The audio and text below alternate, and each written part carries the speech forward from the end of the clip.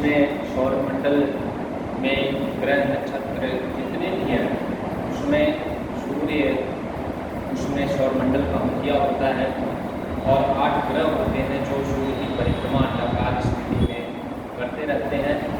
उसके बाद आज हम पृथ्वी सौरमंडल में पृथ्वी विषय है इसका पृथ्वी व चंद्रमा। अब चंद्रमा क्या है? चंद्रमा एक सौरमंडल में जिस प्रकार से ग्रह हैं, उपग्रह हैं, उल्का पिंड है, तो उसमें उपग्रह जो है वह चंद्रमा को उसमें दिया गया है, क्योंकि ये ग्रह जो है वह सूर्य की परिक्रमा करते हैं और उपग्रह जो है वह पृथ्वी या अन्य ग्रह जो है उनकी परिक्रमा करते हैं। तो हम यहाँ पर मेंशन कर देते हैं, जैसे मान लो ये सूर्य है,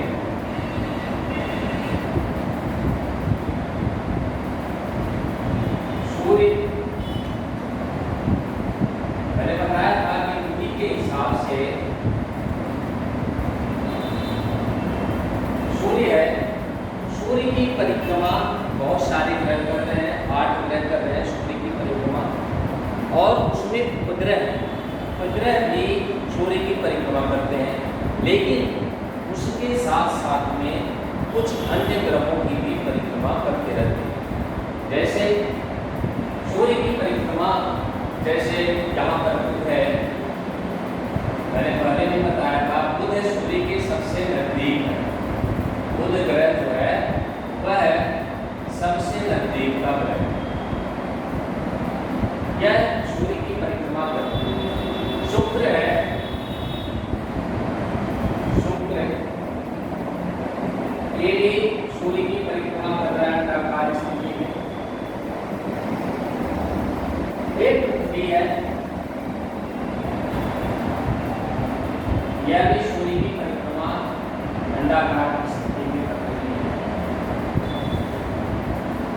तो ये सारे ग्रह जो है यह सूर्य की परिक्रमा कर रहे हैं, सूर्य की परिक्रमा कर रहे हैं।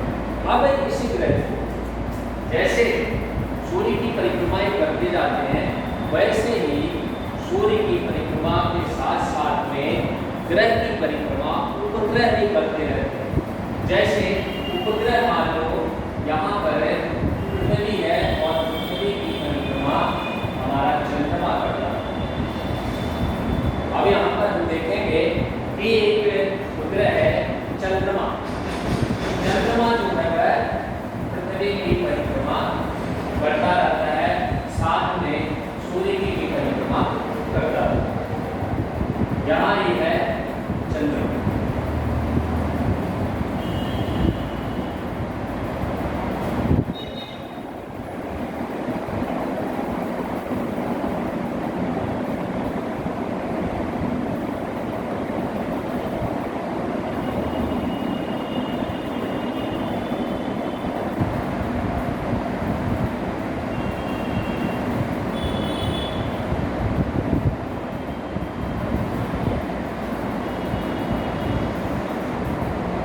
चंद्रमा है, जिस प्रकार से सूर्य की परिक्रमा पृथ्वी कर रही है, उसी प्रकार से चंद्रमा पृथ्वी की परिक्रमा करता रहता है और साथ में सूर्य की भी परिक्रमा करता रहता है। यानी वह दोनों तरह से घूम रही है, एक तो अपनी दूरी पर भी घूम रही है और दूसरी पृथ्वी सूर्य की भी परिक्रमा कर रही है। इसको एक कहते हैं घूर्णन और एक कहते हैं परिक्रमा। दोनों प्रकार से सूर्य की परिक्रमा पृथ्वी कर रही है और साथ में चंद्रमा जो है वह पृथ्वी की परिक्रमा करता रहता है। चंद्रमा को हम उपग्रह कहते हैं और सूर्य किया है सौरमंडल का और पृथ्वी यह है ग्रह। सूर्य सौरमंडल का मुखिया और पृथ्वी ग्रह। हाँ बेटा, एक चीज और ध्यान देना है कि सूर्य जो है वह एक तारा जो नजर आता है आसमान में, जो तारा होता है, ये तारे जितने भी दिखाई देते हैं तुम्हें वह सूर्य है। अगर वह पास में होते हमारे, तो जैसे ही हमारे सूर्य सूर्य से प्रकाश मिल रहा है, उसी प्रकार से वो भी ज्वलनशील होता है और हमारे लिए कष्टकारी होता है। संजोग से वो हमारे से बहुत दूर है, इसलिए उनकी ऊष्मा और प्रकाश हमारे तक नहीं पहुंच पाती है, जिसकी वजह से हम बचे हुए हैं। नहीं तो पृथ्वी पर सब चीज नष्ट हो जाता। सब जिस प्रकार से पृथ्वी शुरू में गर्म थी, यहाँ पर कुछ भी नहीं था, उसी प्रकार से उस टाइम में यहाँ पर इसी तरह से।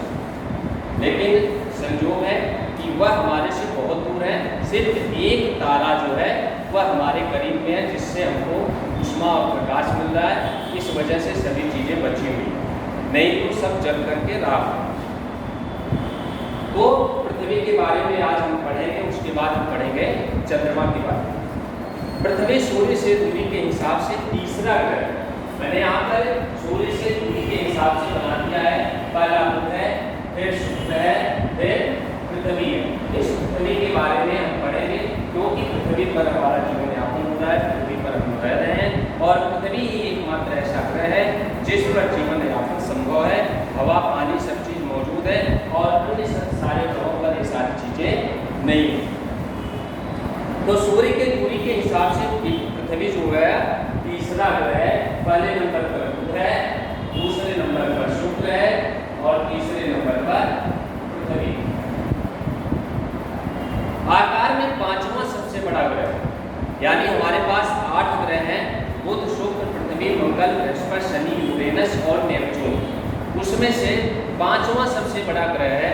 सबसे छोटा से स्टार्ट करते हैं, सबसे 5वें नंबर पर पृथ्वी सबसे बड़ा ग्रह। यह ध्रुव के पास थोड़ी सी चिपटी हुई है और यह उभरी हुई है। तो चिपटी का मतलब है थोड़ा सा इसका आकार जो है ध्रुवों के पास, ध्रुव जो होता है उसके पास थोड़ा सा दबा हुआ है, ज्यादा नहीं, थोड़ा सा दबा हुआ है। इस प्रकार से हम कर सकते हैं, ये ध्रुव है, इस प्रकार से हम कर सकते हैं। यहाँ पर थोड़ा सा इसका आकार दबा हुआ है, इसी कारण इसके आकार को भूभाग कहा जाता है। भूभाग का अर्थ है पृथ्वी के समान आकार। तो इसे यह दबी हुई होने के कारण इसका नाम दिया गया है भूभाग।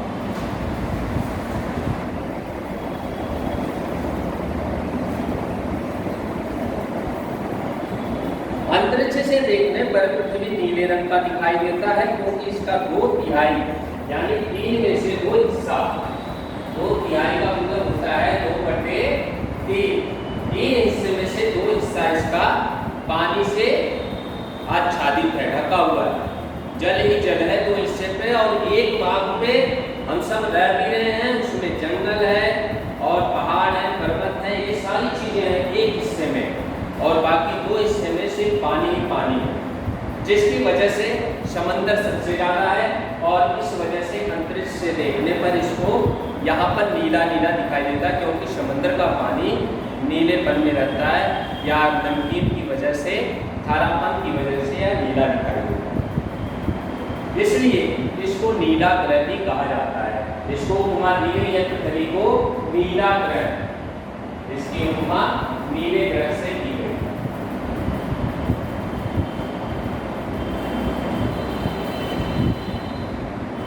पृथ्वी को नीला ग्रह भी कहा जाता है।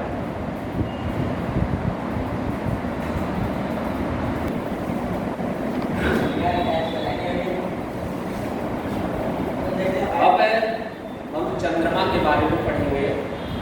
अभी तक हमने पढ़ लिया कि चंद्रमा जो है पृथ्वी की परिक्रमा करती रहती है। उसके बाद हम चंद्रमा के बारे में पढ़ेंगे। चंद्रमा पृथ्वी का एकमात्र उपग्रह है, यानी उपग्रह मतलब यह इसके साथ में ही परिक्रमा करती रहती है। जैसे पृथ्वी के पास सिर्फ एक चंद्रमा है, वैसे कुछ अन्य ग्रह भी है जिसके पास 84 चंद्रमा है। हमारे यहाँ से जैसे पृथ्वी से एक चंद्रमा दिखाई देता है, उसी प्रकार से अन्य ग्रहों पर अगर हम चले जाएं तो किसी के पास 2 है, किसी के पास 10-12 है, तो किसी के पास 84 चंद्रमा यानी उपग्रह है। तो इस प्रकार से हम अंदाजा लगा सकते हैं कि उपग्रहों की संख्या भी बहुत ही ज़्यादा है, लेकिन यह बड़ा इसलिए दिखाई देता है वह पृथ्वी से नजदीक में है, इसलिए यह बड़ा दिखाई देता है। क्योंकि सूर्य से हम काफ़ी दूरी पर हैं, इसलिए सूर्य बहुत छोटा दिखाई देता है हमको, और हमसे ज़्यादा दूरी पर जो तारे दिखाई देते हैं वो सूर्य के समान ही हैं, लेकिन ये तारे काफ़ी दूरी पर है, इसलिए सूर्य से भी छोटे दिखाई देते हैं। और चंद्रमा जो हमारी परिक्रमा कर रहा है वह हमसे पास में है और हम इससे काफ़ी दूर पर हैं, क्योंकि यह हमारे खुद जो है वह सूर्य से काफ़ी नज़दीक है। यहाँ से अगर सूर्य को देखा जाए तो सूर्य काफ़ी नज़दीक होगा, जिसकी वजह से यहाँ पर ऊष्मा और प्रकाश सूर्य का सबसे ज़्यादा होगा, इसीलिए यहाँ पर जीवन यापन संभव नहीं है, हम यहाँ पर नहीं रह सकते हैं। शुक्र का भी इसी प्रकार से है कि शुक्र जो मैंने पिछली वीडियो बनाया था उसमें शुक्र को बताया था शुक्र के बारे में, तो इसमें शुक्र भी सूर्य से काफ़ी नज़दीक है, लेकिन पृथ्वी जो है काफ़ी दूर होने की वजह से हम सब यहाँ पर रह रहे हैं। हवा पानी यहाँ पर मौजूद है, जिसकी वजह से यहाँ पर रह रहे हैं। यहाँ पर सूर्य की ऊष्मा और प्रकाश एकदम एवरेज में पहुँच रहा है, जिसकी वजह से इसका तापमान हम सब सह लेते हैं, इस वजह से हम यहाँ पर मौजूद हैं। और परिक्रमण और घूर्णन की वजह से भी हम यहाँ पर रह रहे हैं, ताकि यहाँ पर हमको जाड़ा गर्मी बरसात सारी एवरेज में मात्रा में हमको सबको मिल जाता है, जिसकी वजह से हम यहाँ पर अच्छे से रह सकते हैं। दूसरी बात चंद्रमा के बारे में पढ़ रहे हैं, तो चंद्रमा पृथ्वी का एकमात्र उपग्रह है। चंद्रमा जो है वह पृथ्वी की परिक्रमा कर रहा है और चंद्रमा हमको अपनी पृथ्वी से एक ही दिखाई देता है, वह हमारा एकमात्र उपग्रह है। इसका व्यास पृथ्वी के व्यास का केवल 1/4 है, यानी जितनी बड़ी पृथ्वी है उसका 1/4 है चंद्रमा। यानी अगर हम देखें तो मान लो पृथ्वी इतनी बड़ी है पृथ्वी, तो इसका 4 टुकड़ा करेंगे तो 1/4 का हिस्सा जो है इतना बड़ा जो है वह चंद्रमा, यानी पृथ्वी से काफी छोटा है। यह पृथ्वी से 3,84,400 किलोमीटर दूर है। यह पृथ्वी से दूरी के हिसाब से अगर चंद्रमा और पृथ्वी की दूरी देखी जाए यहाँ से, तो 3,84,400 किलोमीटर यह पृथ्वी से दूर है, 3,84,400 किलोमीटर। और चंद्रमा पृथ्वी का एक चक्कर लगभग 27 दिन में पूरा करता है। जिस प्रकार से पृथ्वी चक्कर को पूरा करती है रोटेट होने में, अपने घूमने में, घूर्णन में, जिस प्रकार से घूर्णन में 24 घंटे लगाती है, उसी प्रकार से चंद्रमा पृथ्वी का चक्कर लगाने में लगभग 27 दिन लगाता है, 27 दिन में पूरा करता है। और पृथ्वी 24 घंटे में चक्कर लगाती है, लेकिन 27 दिन का मतलब जो दिन और रात होता है, इसी वजह से धीरे धीरे चंद्रमा का आकार घटता रहता है और फिर धीरे धीरे बढ़ता रहता है। यानी उसको घटने और बढ़ने में फिर उसमें पूर्णिमा अमावस्या 2 दिन पे मिला करके 30-31 दिन हो जाते, महीने हो जाते पूरे। चंद्रमा प्रतिदिन अपना आकार तथा स्थिति बदलता रहता है। मैंने अभी बताया कि चंद्रमा का आकार धीरे धीरे घटता रहता है, फिर धीरे धीरे वह बढ़ता रहता है। पूरा चांद हम लगभग 1 महीने में एक बार ही देख सकते हैं, और यह पूरे चांद वाली रात यानी पूर्णिमा की रात होती है, जब चंद्रमा पूरे आकार में होता है, वह पूर्णिमा कहलाती है। पूरे आकार में जब चंद्रमा होता है तो वह पूर्णिमा की रात होती है, यह पूरे चांद वाली रात कहलाती है। इसके पश्चात इसका आकार घटने लगता है। जब पूर्णिमा की रात आती है चंद्रमा की, और चंद्रमा की जब पूर्णिमा की रात आती है, उसके बाद इसका आकार धीरे धीरे ऐसे ऐसे कम होता जाता है। जिस प्रकार से चंद्रमा है, इसका आकार धीरे धीरे कम होता जाएगा, ऐसे बढ़ता जाएगा, फिर लास्ट में इस तरह से चांद दिखाई देगा। और उसके बाद एक दिन ऐसा टाइम आएगा कि वह चांद दिखाई नहीं देगा, उसे अमावस्या वाली रात्रि गर्भ, जब जिस दिन चांद दिखाई नहीं देगा बिल्कुल। अब इसमें दिया गया है उपग्रह। उपग्रह एक खगोलीय पिंड है जो ग्रहों के चारों ओर उसी प्रकार चक्कर लगाती है जिस प्रकार ग्रह सूर्य के चारों ओर चक्कर लगाते हैं। मैंने पहले ही बता दिया कि जिस प्रकार से सूर्य का चक्कर सारे ग्रह लगाते हैं, उसी प्रकार से ग्रह का चक्कर उपग्रह लगाते हैं, यानी पृथ्वी का चक्कर चंद्रमा लगा देगा और चंद्रमा उपग्रह। रोचक तथ्य में है नील आर्मस्ट्रांग पहले व्यक्ति थे जिन्होंने 20 जुलाई 1969 को सबसे पहले चंद्रमा पर कदम रखा था। सबसे पहले चंद्रमा पर जाने वाले थे नील आर्मस्ट्रांग। अब देखो, पृथ्वी को नीला ग्रह क्यों कहा जाता है? क्वेश्चन है, पृथ्वी को नीला ग्रह क्यों कहा जाता है? मैंने बता दिया कि अंतरिक्ष से देखने पर यहाँ नीला दिखाई देता है, और नीला दिखाई देने का कारण है कि मैंने यहाँ लिखा है कि 2/3 भाग जो है वह जल से ढका हुआ है, यानी 3 हिस्से में, पृथ्वी के 3 हिस्से में 2 भाग वह जल है, जिसकी वजह से वह नीला दिखाई देता है। उपग्रह से आप क्या समझते हैं? उपग्रह का मतलब है कि जैसे पृथ्वी है और पृथ्वी के साथ साथ में पृथ्वी जहाँ जहाँ जाती है उसके साथ साथ में उसका साथ देने वाला ही उपग्रह कहलाता है। जैसे पृथ्वी ग्रह है, ये उपग्रह है, क्योंकि इसके साथ में ही चक्कर लगा रहा है। जहाँ जहाँ पृथ्वी चक्कर सूर्य का लगाते जा रही है, वहाँ वहाँ पर चंद्रमा भी पृथ्वी का चक्कर लगाते हुए जा रहा है, उसका साथ नहीं छोड़ रहा है, इसलिए वह उपग्रह कहा गया है। उसको उपग्रह की उपमा दी गई है। तीसरा क्वेश्चन है, चंद्रमा की सतह पर कदम रखने वाले पहले अंतरिक्ष यात्री कौन थे? तो पृथ्वी से चंद्रमा पर जाने वाले पहले यात्री थे नील आर्मस्ट्रांग, जो 20 जुलाई 1969 को चंद्रमा पर गए थे। यह हमारा वर्कशीट नंबर यानी कार्यपत्रक नंबर 12 कंप्लीट हुआ। सभी बच्चे इसको ध्यान देंगे, पढ़ेंगे, समझेंगे और इसको कंप्लीट करके कॉपी में भी लिखेंगे। इसको करके फिर हमारे वीडियो को लाइक और शेयर करें। धन्यवाद।